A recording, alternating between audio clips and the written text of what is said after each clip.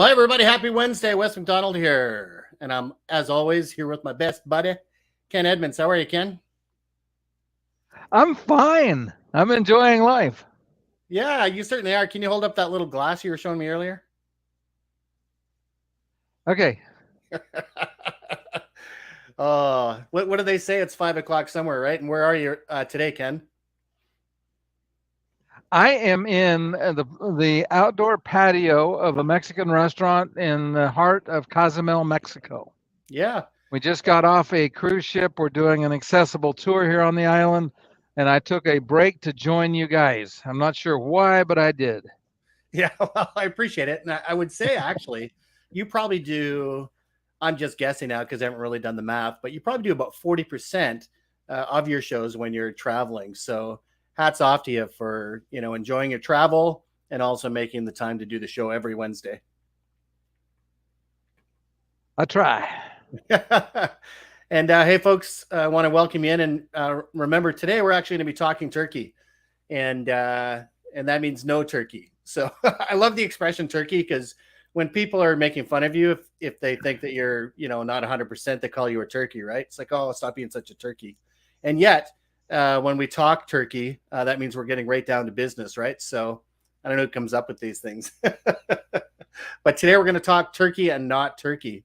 And the theme of the show today is actually talking predictions, right? And we're going to have a little fun today, Ken, because we're going to look at some of the predictions that people actually made in 2022 and see which ones of them we think actually came true or didn't come true. And then we're going to look at some projections for 2023 for things that are, coming around the pipe.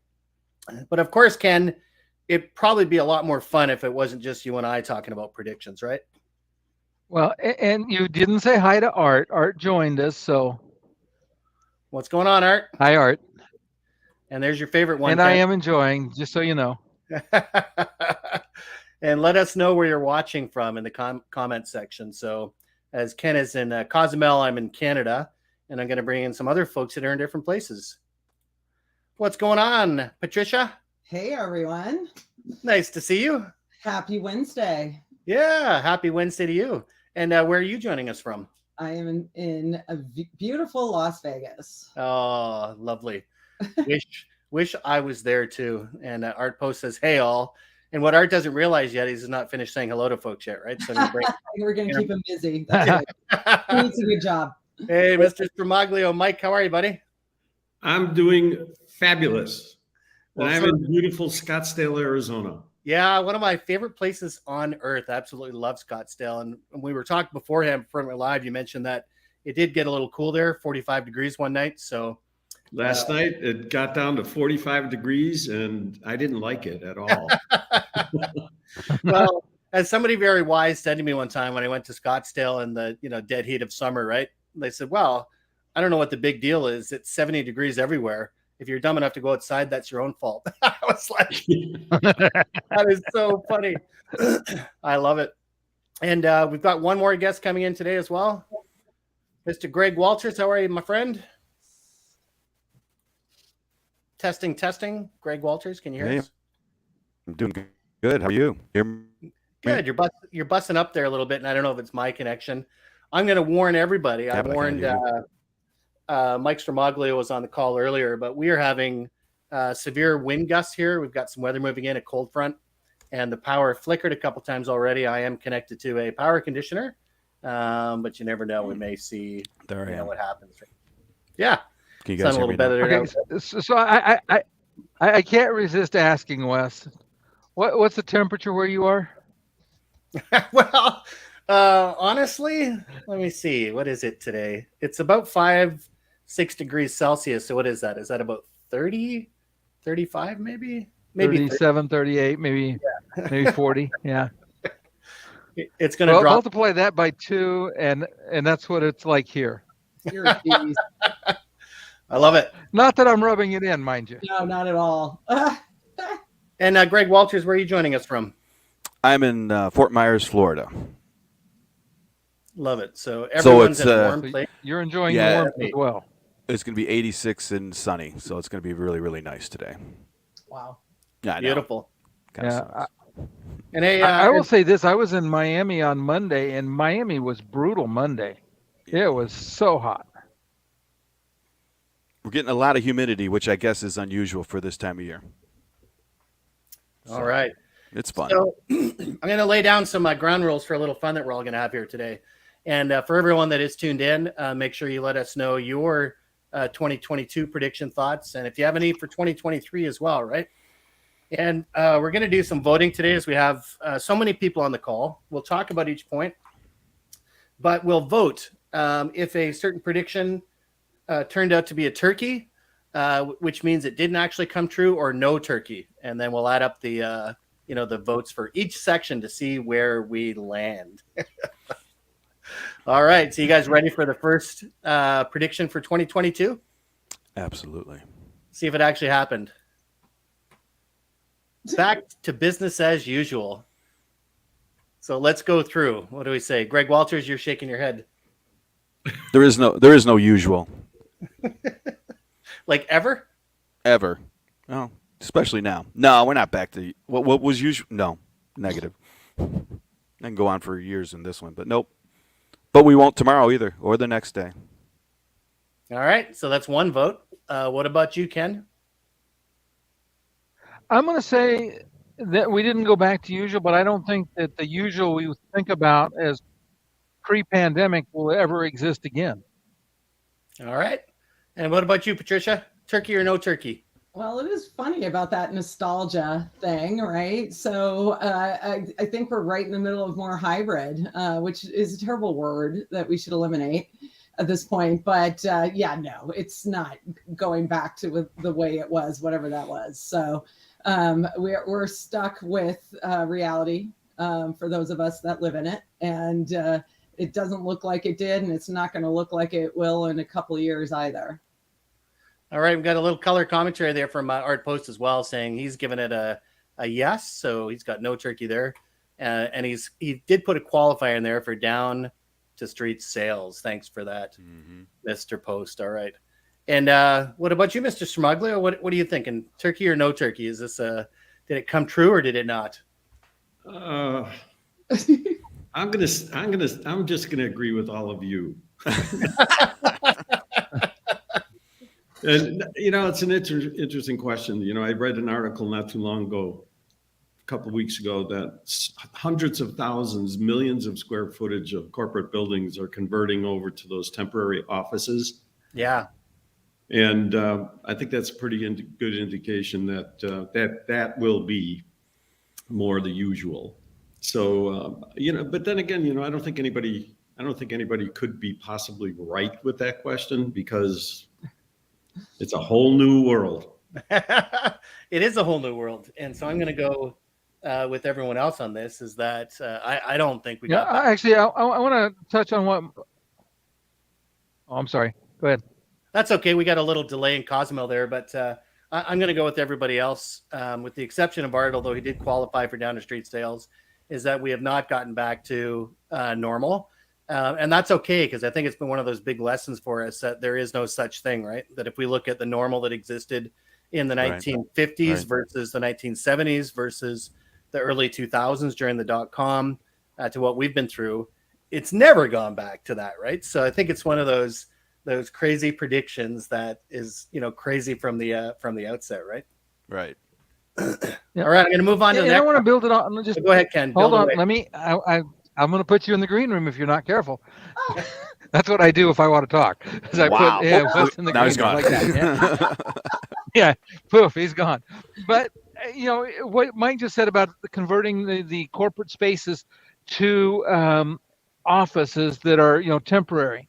And if you watch the dialogue on LinkedIn and you watch the dialogue on Twitter, you see so many people talking about, and even in some of the online news sources, there's so much resistance for people to go back to the office. There's a big feud with Elon and some of his people about, he wants everybody back in the office. They don't want to go back to the office. But it seems to be pretty widespread that there's this real resistance to go back to the office environment, that people have learned and enjoyed the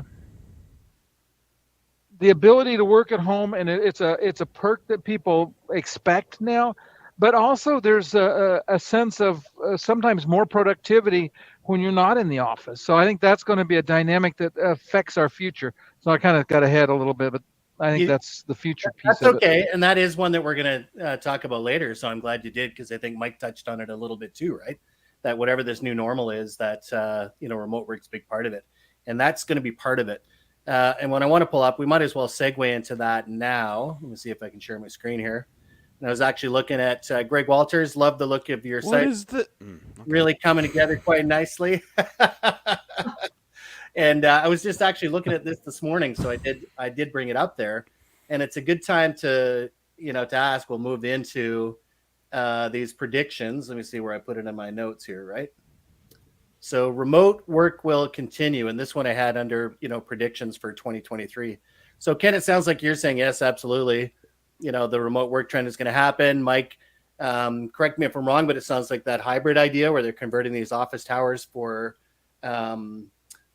basically, in the old days, it's funny. It's what's old is new again, right? When I was doing some work for Pitney Bowes, they actually have an office in Oakville, which they set up for what they called back in the day hoteling.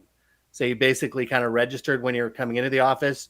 They would book you a temporary spot to be able to work. And they had the technology in place, even back in the day, to be able to make sure your phone routed to where you're going to be, and all the rest of it, right? So, yeah. So vote on that, Ken. It sounds like you say that remote work is obviously not going anywhere. And let's ask Greg what he thinks about remote work. Yeah. Oh, it's dead. It's dying. Everyone's going back to the cubes. We're going to get back to the fields. We're going to start with our bosses, bringing in plants, decorate cube contest. Tuesday Taco Tuesdays will be back. Casual Fridays will be in. Those aren't perks. Those are rights. Those make it. That's why I want to go to the office, is to get a pizza free on Thursday. Yeah. No, I mean, what's going to happen? It's going to be a 50-50 split. I think it's going to be 50-50, people back and people not going back. And it's funny. I'm in the middle of writing something right now. I mean, the Snap just announced that they want their folks back in the office. When people quote Musk wanting people in the office, he wants them in for a different reason. He doesn't want them. He's shedding the laggards and the people that were not productive at Twitter. And one way to do that is say, hey, you got to be in the office. And if they don't want to come to the office, then that's, okay, fine. So once he gets down to a core, you might see some shift. That dude is like 12 moves ahead of everyone. So I don't even want to predict what he's going to do. I think everybody sometimes has their failure moments too, right? And I'm still curious to see what he's going to do with Twitter. I don't think we're still waiting to see his failure moments. I love it. The guy's got rocket ships. Yeah. Well, what color is your rocket ship? Right, the government has rocket ships also. Do you think they don't fail sometimes? Right. I was going to say. Wait. Are you saying the government fails? That's impossible. That is absolutely impossible. I refuse to believe that. A rocket ship and still fail. Oh. Well, they're not fails. I They're just lessons. want to have a big shout out to Michael Cousins there. Thank you very much. And Michael's saying that the hybrid office for work from anywhere is here to stay, not to say there won't be more face-to-face than we've seen in the last 3 years. Absolutely, right? So certainly great to hear that comment from somebody that has a lot of organizations, across the country. So good to see you, Michael. Thank you very much for contributing. And what about you, Patricia? So I think there's been an element of remote work forever, right? There are people that have worked from the field their entire careers. So it's always been there.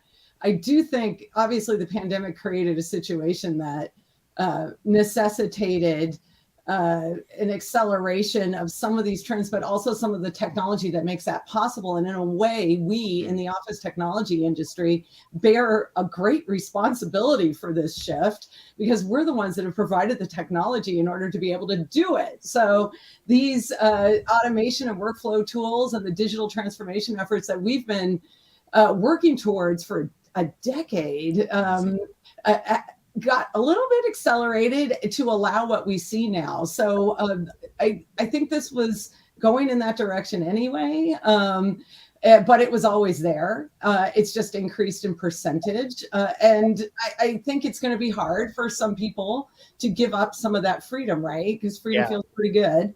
But I don't think that we're going to a full remote workforce. I don't think that's it, but I do think, the pizza on Tuesdays might not be the big attraction, Greg, but maybe the whole food cart situation on Thursday with beer. Well, you got me. Oh, a beer. Well, so I do think, there will be times when people will want to actually get together, and hopefully more than just a few days, right? So a month, not a week, because that's already a struggle. We're getting there. I think we're going to land somewhere in between, like we always do. Everything's gray. I love it. So it sounds like the turkey, no turkey on this one is, somewhere in the middle.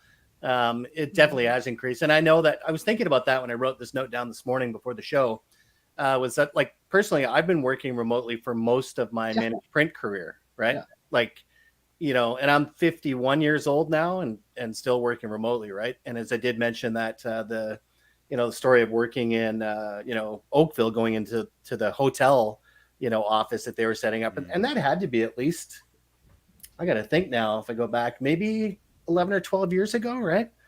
But, and look at what we're doing today, this technology that we're using to communicate, right? I think that's been one of the big accelerators too. Yeah. All right. You guys ready for another one? What about Mike? Oh, Mike, did I get you in on that one? I thought He's so quiet. Mike. I want to hear what Mike has to say. I thought I already did. Sorry, Mike. I got confused by the food cart, so you had me at beer. It's kind of interesting, and Patricia touched on it a little bit. He's thinking about Taco Tuesdays on the food cart. Well, I didn't know I was a remote worker, spending 80% of my life on airplanes and flying around the world. So I think it's going to sort itself out by sector, by skill sets, by job requirements, and by technology. So I don't see any particular reason to go back into the Industrial Revolution and go back, to working on the line. So you have reasons, to adapt, and they're usually a combination of reasons. I mean, even fuel prices. If you don't have to spend $25, $50 extra a week, to commute, why would you do that? So I think it's going to sort itself out. And the young, you got to go by generation as well. The interesting thing to me is that I find people in my generation probably more inclined to work from someplace else than in an office. So it's going to sort itself out. And I really don't see it as a big deal anymore. Yeah, it's kind of funny. You mentioned something really important there, right? Is that, especially when you have a heavy travel schedule, one of the things that we always love to talk about is our flyer status, right? Like, how many miles we have, because we have been, and certainly, Mike, you more than me, but I've had my years of travel, right? Like where it was significant, and you're building those miles and working out of hotel rooms and conference centers and all the rest of it. So yeah, fascinating. I would chalk this one up then to the, the fact that it's really nothing new, and it will balance itself out maybe in new ways, but it's not going away. No, it shouldn't. All right. This next one could be controversial. I don't know. Well, we don't want that. AI will revolutionize the channel. And this is one that's been talked about on and off for years, right? How AI is going to help revolutionize our channel. And actually, I did write an article for Patricia a while ago where I was trying to actually do research on, learning more about AI. And for our space, I couldn't. And what it came down to was the fact that although AI is really cool and transforming a lot of spaces, especially like deep learning, I'm not sure how much you've read on, kind of deep learning, right? That it's still expensive. Like it costs a lot of money to be able to get these data sets going and everything else. And in our channel, we simply haven't seen the scale to be able to do that, right? So has anyone else been doing research? Do we think that it was a turkey or no turkey, this whole idea of AI helping our channel? And is there even any need for it? Yeah, Patricia. So it's a little tangential right now to our channel. It's usually in the bigger spaces right now where you're seeing a lot of progress with AI and machine learning tools, and how even enterprise companies are able to deploy those to get predictive and preventive situations that they can affect, right? But I will say that the one angle where I really have seen some AI in the channel that's been useful to the channel is on the cybersecurity side. And that area is getting better and better. So bigger companies are leveraging AI for security threats to predict and prevent. And you'll see more and more about that as we go into the next year or 2 or 3. So I think that's where it's going to come in and play a role for us first, aside from, much smaller applications that you'll see with different software vendors that might be in the channel. Yeah, and I love that because obviously on the security side, like you said, most of these vendors that are doing that are quite large. They fit into that category, right? Where the scale, the number of nodes that they're monitoring, and the amount of money they have makes it feasible. And please bring it faster because still today the biggest problem with cybersecurity, and I do a lot of interviews with folks on that side of the world now as well, is users, right? It's us. It's like us clicking a link we shouldn't click, and getting in trouble. And it's what's the expression? Fool me once. This is the one that George Bush got wrong. You remember? Fool me once, shame on you. Fool me twice, shame on me. Right? And it's kind of like that's how we've been treating cybersecurity. It's like, oh, it's always the dumb user. It's their fault. And it's like, well, okay. So we know that's not going to stop. What do we do? And I think AI is the answer, right? So just to point this out, we're suggesting that an artificial intelligence handles our security. Yeah, Does anyone see War Games or Terminator in here? just wondering. Not that I disagree. I agree. But I'm just saying, oh, that's interesting, ironic. I also think that AI has suffered from marketing, right? I mean, just by the statement I just made, right? Because we think AI is this mystical thing. It's just a bunch of spreadsheets crunched together and, multiplied and then processed pretty quickly. I remember, I think it was at ECS, Mike. It could have been, or maybe it wasn't. I forget, but there was a, yeah, I know. I think, Mike, you brought in, so it might have been Cisco or someone real high end and they brought in their AI. Oh, no, it was SAP. It was SAP, so it had to be you, Mike. They brought in their analytical tool and they were analyzing the NBA stats, and it was just voluminous. And the stuff that they were predicting, it was Moneyball on hyperspace. It was just crazy, and that was what must have been just 2-3 months ago, right, Mike? That was yeah, it was a long time ago. So AI is expectations are high. Until we get to analog computing versus digital, AI will always be just off and on, off and on, off and on, really, really fast. That's all. But we're going to get there, and that'll be interesting. Art Post did share an example saying that DocWare is currently using AI for document management purpose. With Cloud DMS allows automation for all types. So yeah, if you want to share a link for that, Art, that would be great because it would be wonderful to see some good examples of that happening, right? And I don't know if it's really affected the industry yet. And I would, Mike, I think weren't back to what Patricia said earlier. I think weren't we like one of the premier users of machine to machine in collecting data? That's what I thought, right? So we spearheaded that as an industry. And AI is only as good as the sensors and the data coming in. So, I mean, the industry is, quote, mundane, but we've been a cutting edge since before day one. I mean, I see people, just yesterday, some big, huge company made a huge announcement about their predictive maintenance algorithms or whatever. And it's like it's some brand new thing. It's like, oh, wow, welcome aboard. Yeah. It's, another cool little thing about the industry. And yeah, I think part of the problem is oh, go ahead. I was just saying, just to feed off of that a little bit, I think that we're going to see AI as something that will become more useful in the maintenance space and in the service departments, in being able to more accurately predict when things will fail, especially as and then this depends on the industry, but as we start to look at a good example is think about timing as paper's flowing through the machine.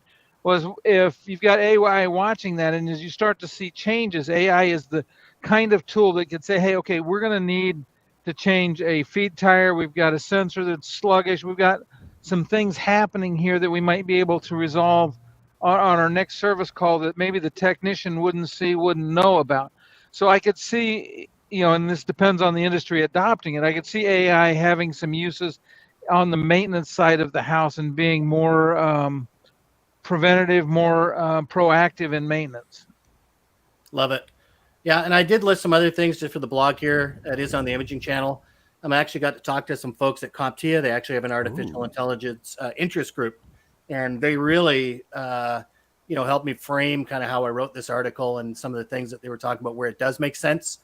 And obviously, cybersecurity, one of them, security and alarm. And I was actually just at a show in New York City where they were showcasing the latest and greatest in physical alarm and security. And one of the big things there was threat detection, right? So understanding what a gun looks like versus a cell phone in a picture, right? And that stuff is coming light years, and they're using AI to hone that in all the time, right?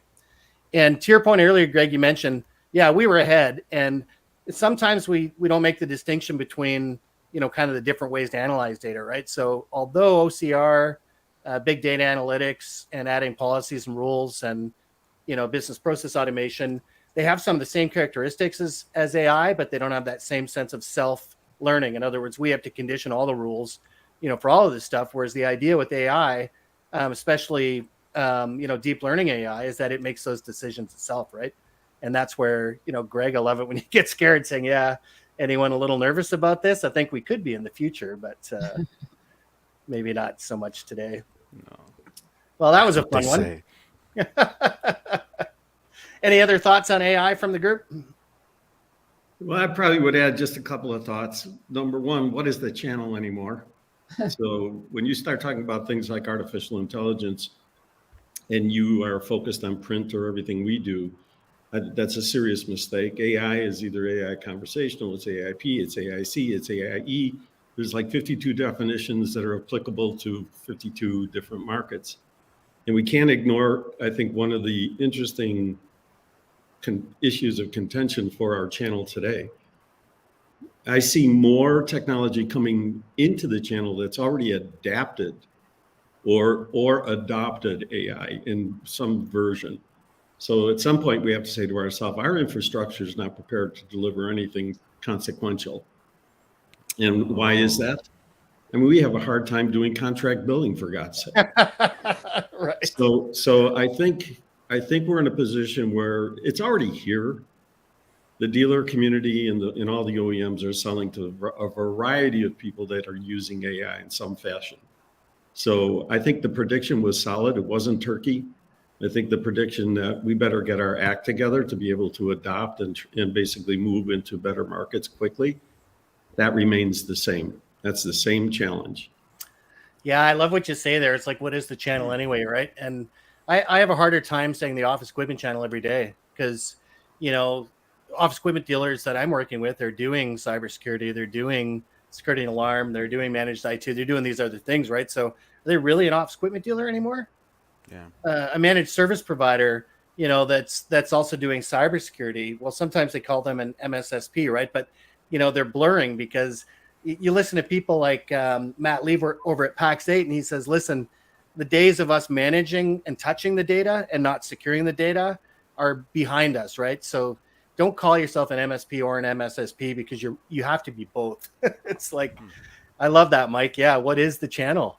Yeah, and it's also the greatest opportunity we've seen in the last 25 years if you're prepared for it. So prediction, I think, was solid. Yep. It's all good. I love it. Okay, so I like what Art said here. He said office technology industry, and you use the term office equipment.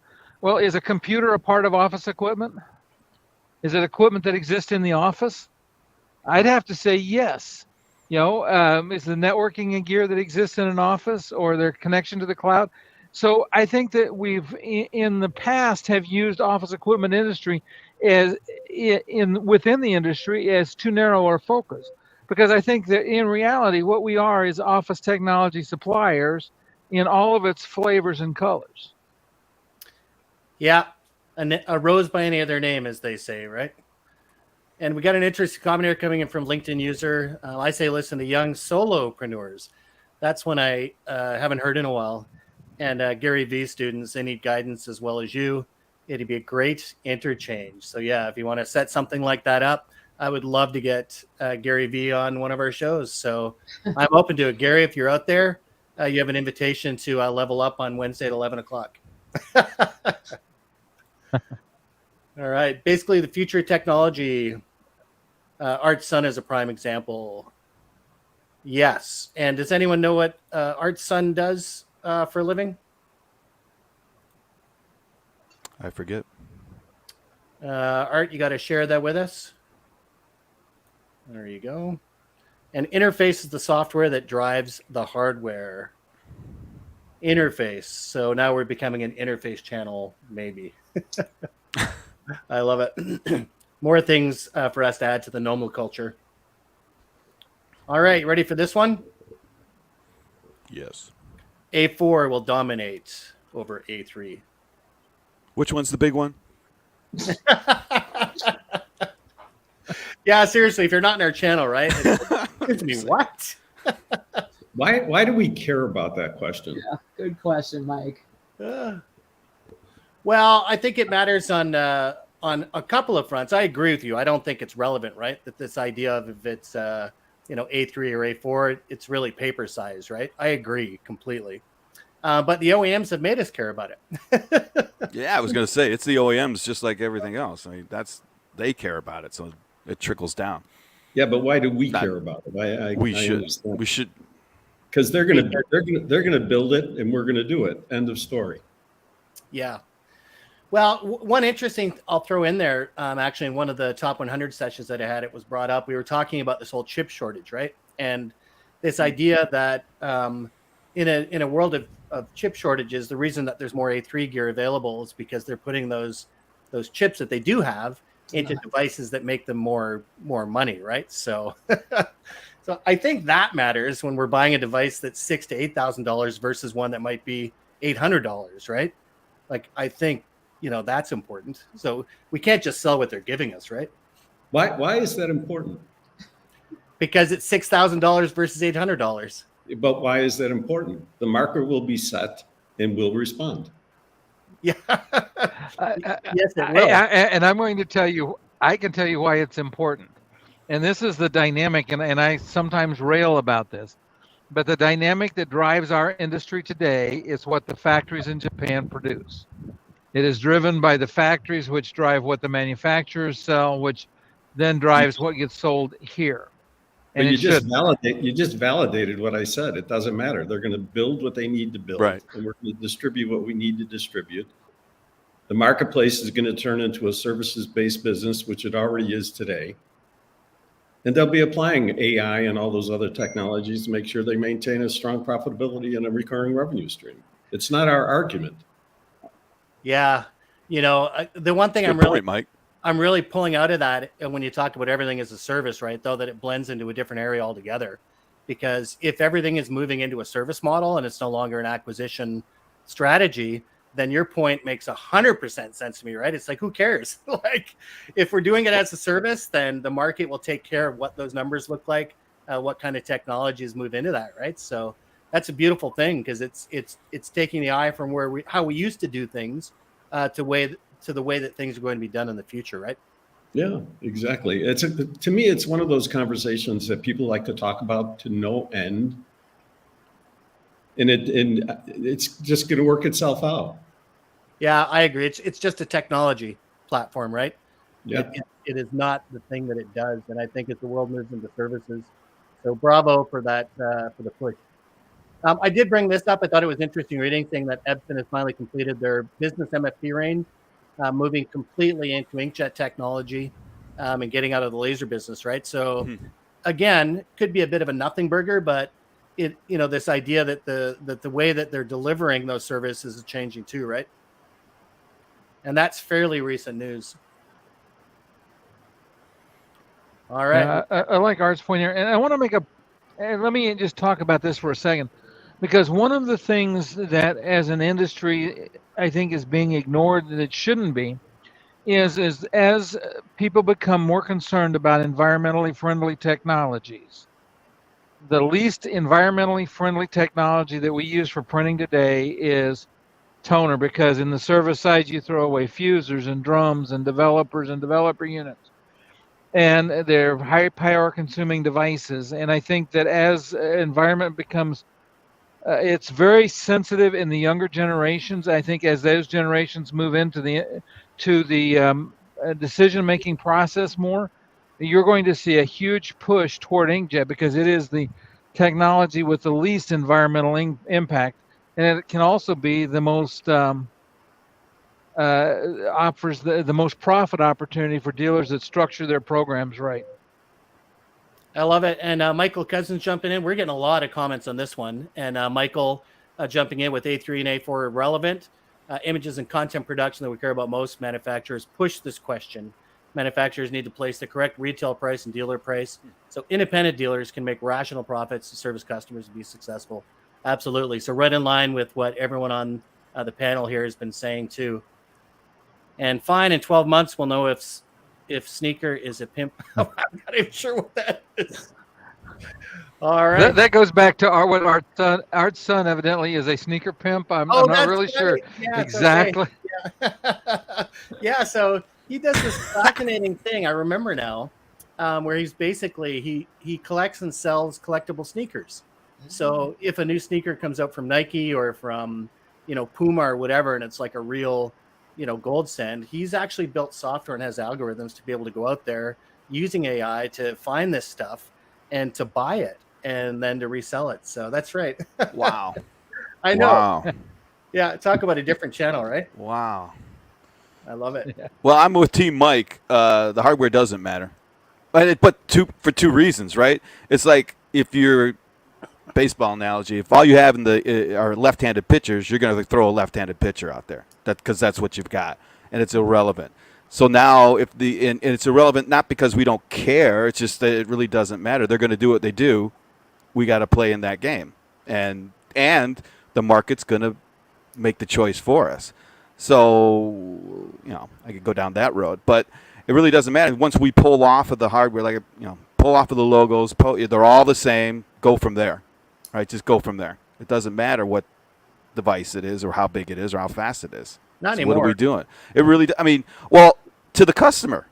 Yeah. Do I care that I need a roller change? Not until it's broken. Well, yeah, but it never breaks. I don't care that Konica or Epson comes out with ink versus toner. We think they care because the green thing. I think we care more about the green thing than they do. So I'm with Mike. It really it doesn't matter, but it doesn't mean disregard. It just doesn't matter, right? It's there, it's in our environment. We work through it. I love it. So I think we're going to call that one a turkey. But Here we go. No, hold on a second. I want my 2 cents in here. Is it only 2 cents? The side of the house. Well, okay, $3 worth. But the challenge is I think of everything, and I look at everything from the server side of the house. And so most A3 devices are very badly placed, and they're put in environments where they do not perform well. Where you could take an A4 device, put it in that same place, it will perform better and cost less for maintenance, which makes the dealer more profitable.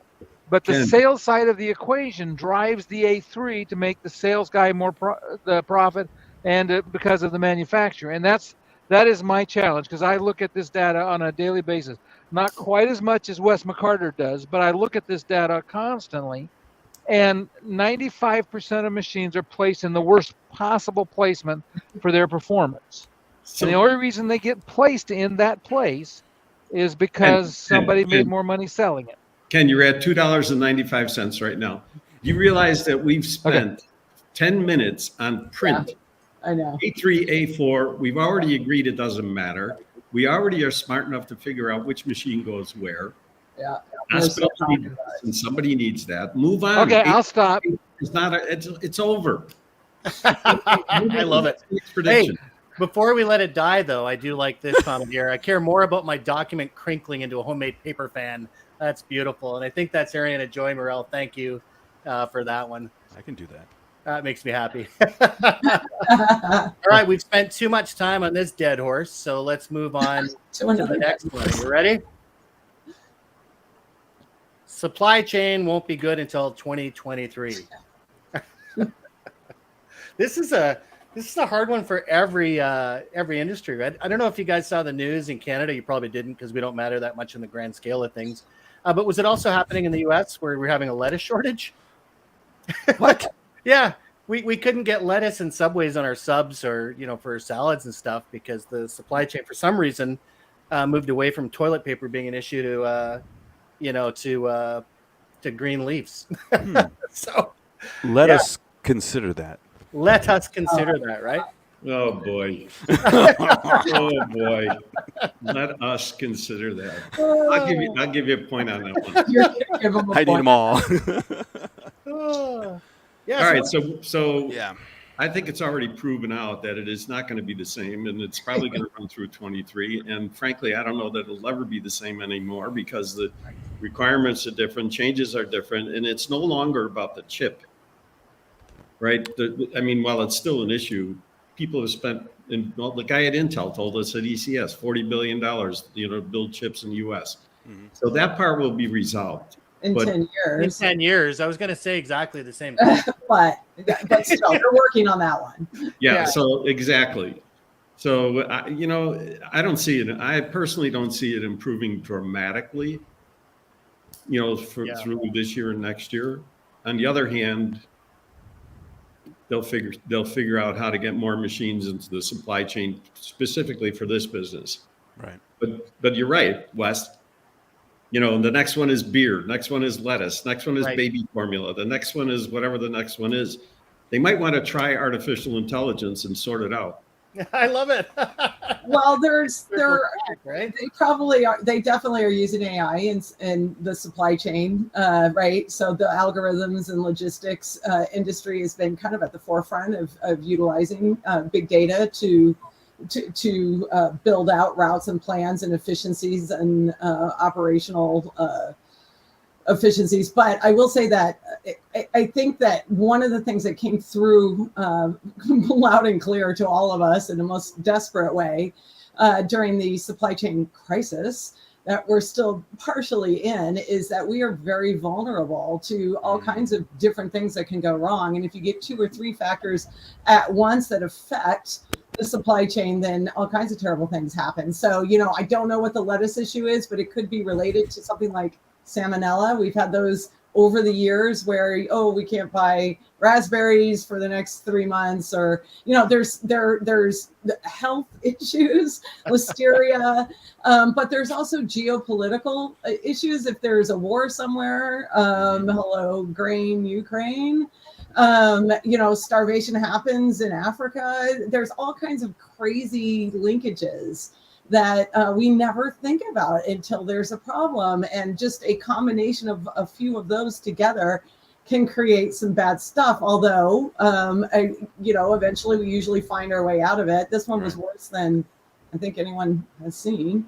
But we've learned a lot from it, right? So we have a lot of workarounds. We have new investment.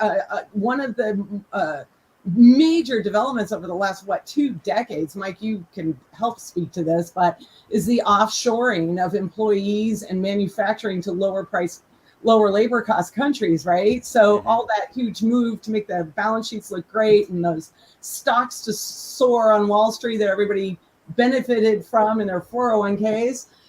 Now all of a sudden it's like, maybe not to that extent. And now there's this big push, and Intel's part of that CHIPS Act. And they did make an announcement last year at ECS. It was actually breaking news. And I believe Intel's going to be speaking again at ECS, the Executive Connection Summit in January in Scottsdale, which is Mike's big event. And I believe Mike does have Intel and Microsoft locked down again, along with some other big surprises. So we may hear more, but now, they want a lot of manufacturing is at least attempting to be brought close to regional centers, right? And that's what the microchip industry is doing. They're building global regional centers so that you're not having to depend on the Foxconn factory in a lockdown China is where they put the stuff together. So you're not having to worry about they build these dorms, these huge industrial communities, and they just lock them in and nobody can leave, and you got to close it all down for COVID, and nobody's going to see anything for 2 months. So, I mean, those are drastic maneuvers and create drastic problems with our supply chain. So I think we're getting smarter. It's never going to be perfect. They're doing the same with pigs. Did you see that? There was a guy in China that's created a high-rise pig factory. I think it's like 30 levels. I have not seen that. Yeah. I'm not even joking. It's I know you're not. You can probably Google that. Yeah. Pig high-rise. I'm telling you, you'll see it. Well, Yeah. New York City's got Greg. lots of empty high rises. They keep building them, though. They Greg keep- Walters is going to get into pig farming. Stay tuned. It wouldn't even get in. Oh, I love it. Yeah, but I'm going to pay attention to what Mike said there too, right? I think that AI and supply chain, it's probably, I don't know, like I'm totally making this up, but you got to think if it does a better job of, detecting cancer and mammograms and everything else, then it's got to be able to do a better job for us to predict a small thing. What do they call it? The butterfly effect, when a butterfly, flaps its wings in Asia and it has a deep impact here, right? That would be a really cool place to hopefully in the future make sure we don't have the same impacts. I get it, right? Like supply chain is difficult, but I wonder if that will make it bigger. So I'm going to put that into my prediction for 2023. Hopeful is to see how much AI is actually used in supply chain management. That'd be cool. All right, this one's a tough one. Recession. What recession? Wah, wah, wah. Yeah, I've heard people talking about the recession. So with interest rates and everything else, is that coming? Are we getting another thing that's going to impact how we do business and what we're doing, or is this just all nonsense? Nobody. I'm not going first. Yeah, I think the jury is way out on that one. 2 months ago it looked pretty recession-y. It seems like we're rebounding. And again, I do think that I think it's just one of those factors that dealers need to think about is to plan for both. Okay, in case of we do get a recession, what is my plan? And those that have listened to me know I'm a lover of plans. And if it doesn't, what is the plan so that we have strategies mapped out that we can adapt to depending on what happens? I think we're still too early in the process to know what 2023 looks like. All right. Anyone else want to jump in there? Boy, talk about a hot potato. It's like No, So- Mike wants to say something. I can tell. I don't know. Look, I just look at the facts. I'm paying a hell of a lot more for just about everything. And two quarters of negative GDP is some kind of an indicator. Yeah. Now we could redefine it and say, hey, bourbon's better than vodka. Just ignore it. But at the end of the day, look what you're paying. I'll call it what you will. That's a scientific fact. And frankly, I think everybody's afraid of it because of the politics behind it. Well, guess what? I don't care about the politics. I know my turkey cost me about $40 more. So, at the end of the day, people who can't afford it can't afford life worse. People who can't afford it, it just, less in the 401k, less in the checking account, and you drive less and you figure it out. So is it a healthy world? Are we in a healthy financial world? Look at the interest rates, look at the Fed, look at pretty much everything on a global basis. And you call it what you will, but I think we're not in a great financial situation. And again, it's like A3, A4. Will it sort itself out? Yeah, it has to. One way or the other, it's going to sort itself out. So, yeah, it's a question of time, right? And I'm with you. I think that's been the biggest thing. I remember my dad telling me about it, right? Like when I spoke with him about life in the 70s, and he said, always these cautionary tales, right? And I could see Patricia laughing there, right? It's like you're the baby on this podcast. So. I was going to say. It's ridiculous that you're talking about life in the 70s as if it was, like an eon ago. And I'm like, oh God, I was alive in the 70s. I was going to start my argument with, I remember my first recession when Jimmy Carter was in office. Right. I don't remember quite back that far, but the lesson my dad taught me, and I couldn't believe it, was he was paying 13% on his mortgage. Can you believe that? Yeah, and we're all freaking out because it's at, if it's creeping up to 5, right? But It's over 5. and Mike, the turkey thing, right? I know, like bacon. I used to pay $3.95 a pound for bacon. Now it's $6.95 on sale. I got this idea about high-rise pig farms. Yeah. Do it for the bacon, Greg. Yeah, let's throw crypto into the conversation for a minute. Yeah. Oh man. Look at Art. Art's comment, I think, was well founded. Just look at the reality of your daily life and call it what you will. So it's just costing a lot more from pretty much every perspective. Yes. And thanks for that, Art. I always appreciate you throwing in your wisdom as well. Yeah. All right. Boy, it just got so quiet in here, eh? Talk about crying the downer. Well, I mean, here's the new. Someone mentioned timing on the recession, and I said, Jimmy Carter's recession, and there was some between then and now. This one, to me, and input is great. It looks like if anything, it's going to recover fast, or it'll go worse fast. Whatever happens, it's going to be quicker. Also, I'm noticing that it seemed to be, and what did you just say? I know. Whichever way it goes, I'm right. Something's gonna. Oh yeah, I'm on you. Yeah, I'm with you, Mike. So, but something's going to happen, and something might not happen. But so this, I think, with the overall the overall message is don't panic. I mean, the winds are changing, so you tighten your sails, you do something different, but honestly, whining about which way the wind is blowing, or you only have left-handers in the bullpen and stuff like that is, there's a lot of content generated around that. When in the end, it really doesn't. It's important, but it doesn't matter. You just got to pull through and push through. The problem with, you got to pull it through. The problem I see is that the costs are unpredictable, and in our business, as it pertains to our business, people need time to prepare and execute. Will they prepare and execute? Yes, as long as the extremes aren't extreme. So if they're in a band range of good graph, good numbers, good data, then everybody will somehow accommodate. Mm-hmm. But it's the fact that the accommodation could be extreme, as you pointed out. That's tough duty, man. That affects EBITDA, it affects valuation, it affects the sales, it affects gross profit, every single thing.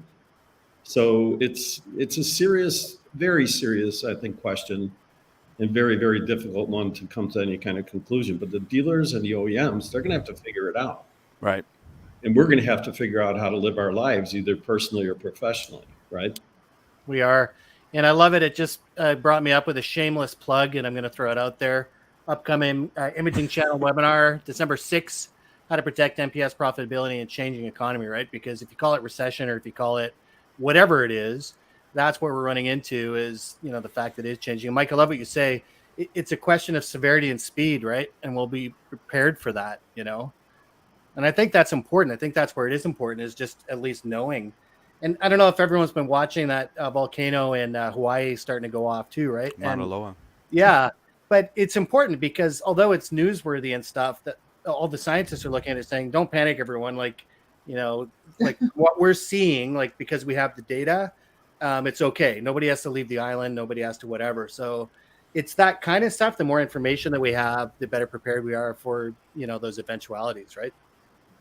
And Mike, I really like your faith in the channel and the folks, because they've proven it, I think, time and time again, that yes, they are listening and they will be ready, right? Most. That's all you can ever ask for, right? Exactly.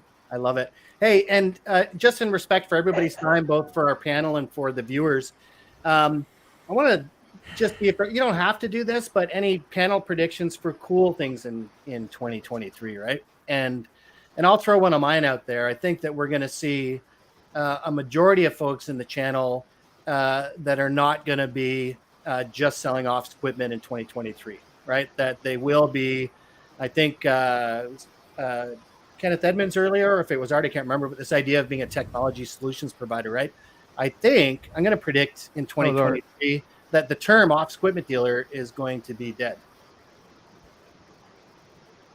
That's my prediction. Okay, so I'm going to challenge your prediction because I don't necessarily think the term will be dead, but I think the reality will be dead.